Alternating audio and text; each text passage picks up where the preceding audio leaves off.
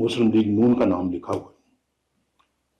جو بڑا کام پاکستان کی تاریخ میں ہوا کبھی، اس کے پیچھے مسلم لیگ نون ہے. کوئی اور پارٹی بتا دے، کوئی اور پارٹی، کہ انہوں نے یہ منصوبہ پاکستان کے لیے بنایا جو قابل ذکر ہے، بتا دیں. وہ جو جنگلہ بس کہنے والے، خود جنگلہ بس بنا کے تو اربوں روپے کھا کے تو غائب ہو گئے سین سے. تو وہ کہانیاں جو آپ پڑھتے تھے، اور میں بھی پڑھتا تھا، میں جیل میں بھی پڑھتا تھا، جلاوطنی میں بھی پڑھتا تھا، کہ جیسے وہ ہوا وہ پشاور میں میٹرو بس، وہ کس قدر اپنا اس پہ گھپلے. آج تک اس کی کوئی انکوائری کر کے تو اس کو کسی کورٹ میں بھی نہیں لایا گیا. تو میرا خیال ہے کہ اس کا موازنہ بڑا ضروری ہے کرنا، ہم سب کے لیے بھی اور اپنی قوم کے لیے بھی. قوم کو بھی موازنہ کرنا چاہیے کہ جی کون کیا کر گیا اس ملک کے ساتھ، کس نے اس ملک کی خدمت کی ہے اور کس نے اس ملک کو اجاڑا ہے. یہ قوم کو سوچنا چاہیے. آج میں مشرف سے پوچھتا ہوں، پوچھنا تو حق ہے نا. دیکھیں باقی وہ اللہ تعالیٰ کے ہاں چلے گئے ہیں، اللہ تعالیٰ ان کے گناہ معاف فرمائے، اور کوئی مجھے ان کے خلاف کوئی اپنا نہیں ہے دل کے اندر کوئی شکایت یا شکوہ یا گلہ. دنیا سے بھی چلے گا تو کیا شکوہ ہوگا. لیکن صرف میں یہ پوچھتا ہوں کہ آج صرف یہ بتائیں وہ کہ کیا وجہ تھی کہ انہوں نے ایک اچھے بھلے وزیر اعظم کو، گورنمنٹ کو، ڈیموکریٹک گورنمنٹ کو اکھاڑ کے باہر پھینکا، اور اس کے بعد پھر اسمبلی بھی توڑ دی، سینٹ بھی توڑ دیا. عدلیہ نے ان کا ویلکم کیا، گلے میں ہار پہنایا، اور کہا جی کہ آپ کا انتظار تھا، آپ کہاں تھے، آپ کو تو پہلے آنا چاہیے تھا. اور اس وزیر اعظم کو گرفتار کر لیا جس نے ایٹمی بٹن پہ اپنا انگوٹھا رکھا تھا اور دبایا تھا، اور 6 ایٹمی دھماکے کیے تھے. یعنی یہ صلہ دیا اس وزیر اعظم کو. تو یہ سب کچھ ہم دیکھتے ہیں، لیکن میرا خیال ہے کہ آج تک نہ ہم نے کوئی خاطر خواہ احتجاج کیا ہے، تو نہ ہی ہماری قوم نے کبھی اس کا نوٹس لیا. تو میں سمجھتا ہوں کہ یہ چیزیں بالکل تاریخ سے ان کا بڑا گہرا تعلق ہے، اور ان کو فراموش نہیں کرنا چاہیے. اس کے بعد پھر دیکھیں ہم ملک سے باہر رہے، قیدوں بند میں رہے، اس کے بعد کہاں کہاں نہیں گئے. اٹک فورٹ کے اندر بند کر دیا رات کو، وہاں پہ گیدڑوں کی اور وہ جو ہے وہ جنگلی جانوروں کی آوازیں آتی تھی رات کو جب لیٹ سوئے ہوتے تھے. ان کی آوازوں سے بلکہ اٹھ جاتے تھے ہم. محترمہ میں ان کو سلام پیش کرتا ہوں. یہ مجھے برابر یہ میری مزاج پرسی کرتی رہی، آتی نہیں وہاں پر، اٹک فورٹ میں آتی نہیں، کراچی لانڈی جیل میں تھا وہاں آتی رہی. ان کے بھائی بھی وہاں تھے، شاہد خاقان عباسی، بہت عمدہ انسان تھے.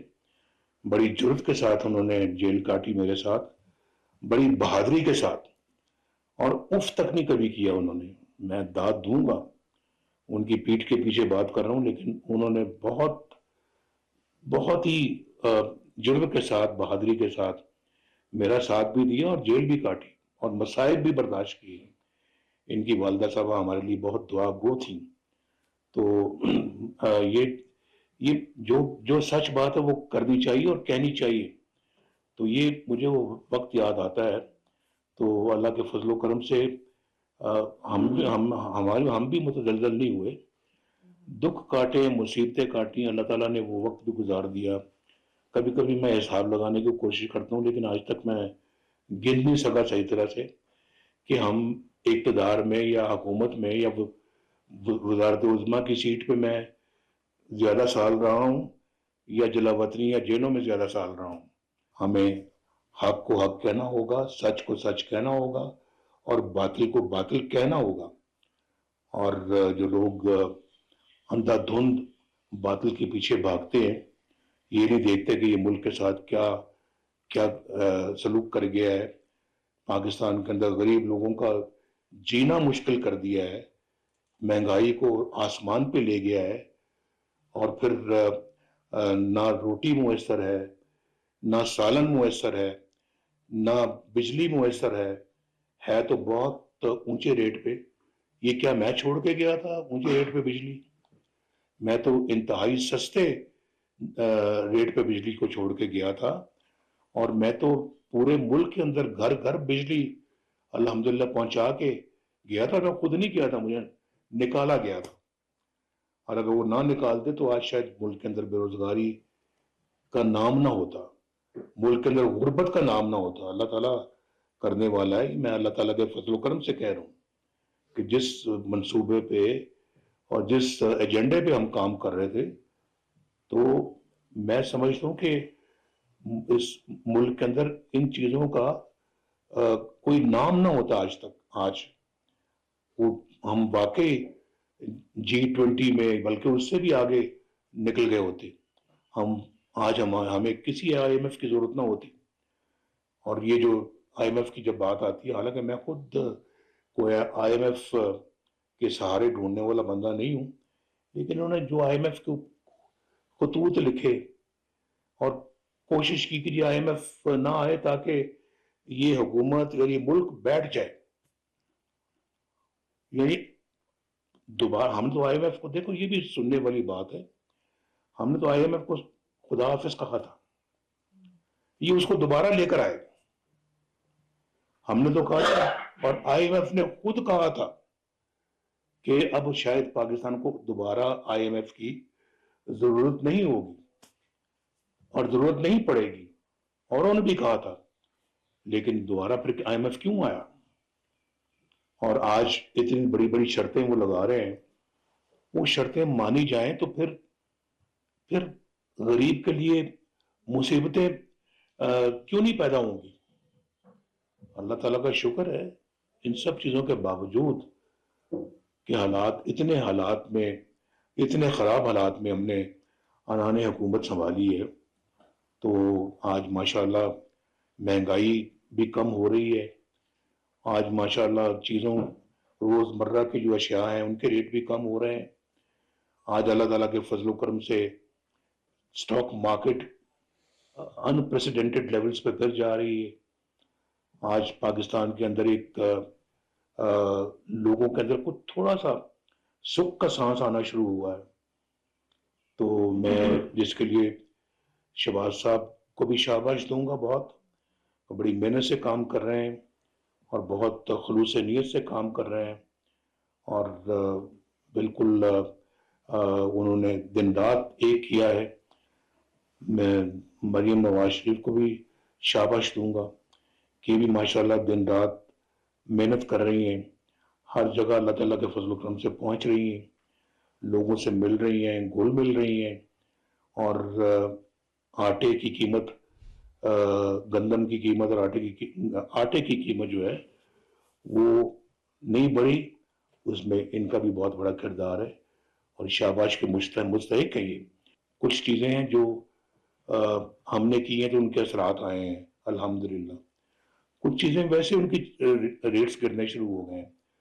तो मैंने कहा था अभी जहाँ जनरल काउंसिल की मीटिंग में, ये सबूत है इस बात का कि अल्लाह ताला आपका हाथ पकड़ रहा है, और आप नेक नीयत के साथ काम करेंगे, खुलूस नीयत के साथ काम करेंगे, तो आइंदा भी अल्लाह आपकी मदद करेगा।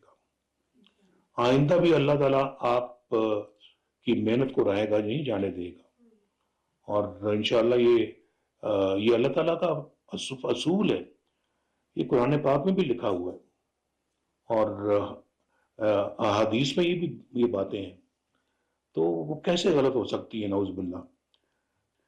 तो जो ये कर रहे हैं इसी तरह से करती चली जाएं, जो शहबाज शरीफ सब कर रहे हैं वो भी करते चले जाएं, तो ये मुल्क बहरानों से इंशाल्लाह बहुत जल्द बाहर, और एक गुड फील फैक्टर जो कि जिसने आगाज अब दोबारा जन्म लिया है, वो इंशाल्लाह बहुत हद तक इंशाल्लाह दोबारा ریسٹور ہوگا. تو آپ ہمیں تانا دیتے ہیں. ڈیموکریسی کو خود آپ نے تباہ و برباد کیا اس ملک کے اندر. آپ ہمیں اس کا مجرم ٹھہراتے ہیں. ہمارے زمانے میں تو ہم تو آپ کے گھر چل کے گئے تھے. ہم تو مجھے ضرورت نہیں تھی جانے کی. وہ میں ووٹ مانگنے نہیں گیا تھا اس سے. کوئی میں اس کو میں یہ نہیں کہنے گیا تھا کہ آؤ اسمبلی میں آپ مجھے ووٹ آف کانفیڈنس دو یا میری مدد کرو یا میں پھنس گیا ہوں آؤ ہمیں اس سے نکالو. میں چل کے گیا تھا آپ کے پاس کہ آؤ مل کے کام کریں. محترمہ بینظیر بھٹو نے اور میں نے ہم نے ایک چارٹر آف ڈیموکریسی پہ دستخط کیے تھے. اور یعنی وہ بھی لڑتے ہیں الیکشن, ہم بھی لڑتے ہیں الیکشن. وہ ان کی میجورٹی آئے تو وہ گورنمنٹ بناتے ہیں, ہماری آئے تو ہم بناتے ہیں. نہ آئے تو ہم اس قدر دور نہیں ایک دوسرے سے کہ ہم مل کے گورنمنٹ نہ بنا سکیں. ہم جمہوریت کو برقرار رکھنے کے لیے, مضبوط کرنے کے لیے ہم آپس میں مل کے گورنمنٹ بھی فارم کر لیتے ہیں اور گورنمنٹ چلاتے ہیں. یہ ہے حسن ڈیموکریسی کا. تو میں تو آپ کو اسی ڈیموکریسی کے اندر میں لانے کے لیے آپ کے پاس گیا تھا. لیکن آپ تو ہمیشہ ایک روٹھے ہوئے بندے کی طرح سے شروع سے ہی آپ اپنا پچھلے 25 سال سے آپ کا یہی رویہ ہے. میں یہ کر دوں گا, میں وہ کر دوں گا, میں تمہیں جیل میں ڈالوں گا, میں تمہیں نہیں چھوڑوں گا, میں نواز شریف کے کمرے سے میں ایئر کنڈیشنر اتار لوں گا. اب تم جیل میں ہو, میرا تو کبھی دھیان بھی نہیں کیا تمہارے ایئر کنڈیشن کی طرف. تم نے ایک کی بجائے 2 لگوا لو, مجھے کوئی اعتراض نہیں ہے. لیکن اپنا یہ میں اس طرح کا بندہ نہیں ہوں, ورنہ کہ میں دل میں اس طرح کی کینہ پروری کروں یا کینہ رکھوں یا عداوت رکھوں یا میں کوئی بدلہ یا انتقام کی سیاست کروں. تم نے تو کچھ چھوڑا, جا کے کہاں کہہ رہے ہو امریکہ میں کہ میں نواز شریف کے قید خانے سے میں اترواؤں گا میں ایئر کنڈیشنر. پرائم منسٹر اس طرح کی باتیں کرتے ہیں. آئی جی میں تمہیں جیل میں ڈالوں گا. وہ وزیر اعظم نواز شریف میں تمہیں پرائم منسٹر ہاؤس سے تمہیں میں کھینچ کے لے کے آؤں گا. یہ دھرنے میں کہا انہوں نے کہ ہم اپنے ایجنڈے کو, جو ایجنڈا ہم نے 1990 میں شروع کیا تھا, اس ایجنڈے پہ دوبارہ گامزن ہو, اسی کو دوبارہ شروع کرے. میں مریم کو کہتا ہوں جی کہ پنجاب کے اندر جتنا بھی پیسہ ہے آپ کے پاس وہ غریبوں کی ویلفیئر پہ لگاؤ. جو غریب جو پچھا سب سے پہلے اس کا حق ہے. میں شہباز شریف صاحب سے بھی یہ کہتا ہوں اور میں یہی کہتا ہوں جی کہ ان لوگوں کا پہلا حق ہے.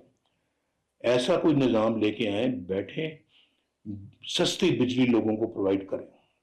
سستی بجلی, اگر آٹا سستا ہوا ہے اللہ کا بڑا شکر ہے, گھی سستا ہوا بہت اللہ کا شکر ہے, ڈیزل پٹرول سستا ہوا اللہ کا بہت شکر ہے, سبزیاں سستی ہوئی ہیں اللہ کا بہت شکر ہے.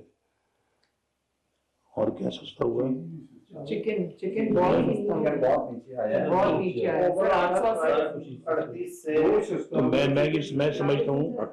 میں سمجھتا ہوں جی کہ ایسی پالیسی بننی چاہیے کہ ہمارا ملک کے اندر بجلی سستی آئے, گیس سستی آئے. ان 2 چیزوں پہ فوکس ہونا چاہیے حکومت کا.